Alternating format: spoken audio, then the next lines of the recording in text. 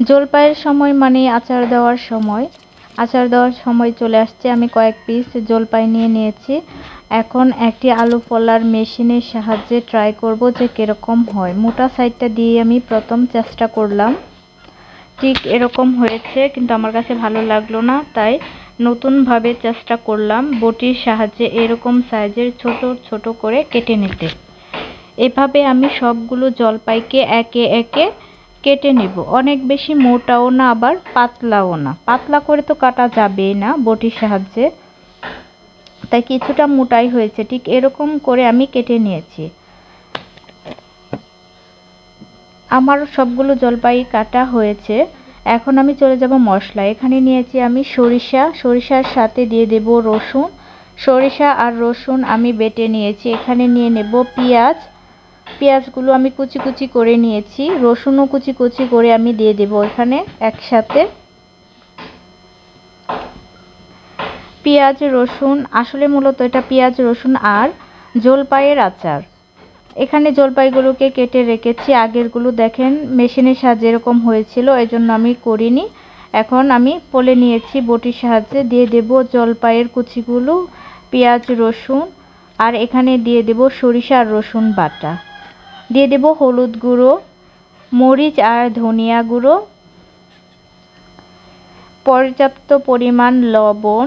লবণের পরিমাণটা কমই হবে। এখানে দিয়ে দেব চিনি। দিয়ে ভালো করে আমি মেখে নেব। এই মাখাটা খুব ভালো করে মাখতে হবে যাতে সবগুলোর ভিতরে মশলা ঢুকে, এরকমভাবে মাখতে হবে।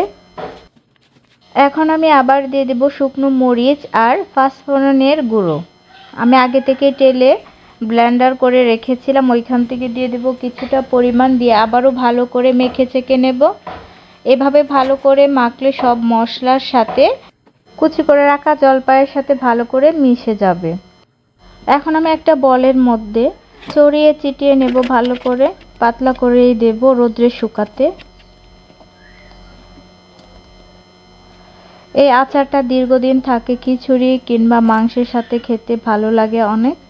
এই যে আমি দেখেন এরকম ছড়িয়ে ছিটিয়ে নিয়েছি। এখন চলে যাব রোদ্রে। আমি 2 দিনের রোদ দিয়েছি, যেহেতু এখন শীতের সময় তাই একটু বেশি রোদ লেগেছে আমার। 2 দিন পর্যন্ত আমি রোদ লাগিয়েছিলাম।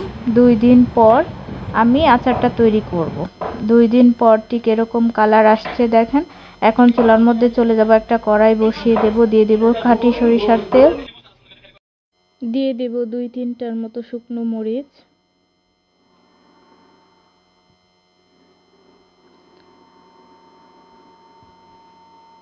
দিয়ে দেব পাঁচফোড়ন।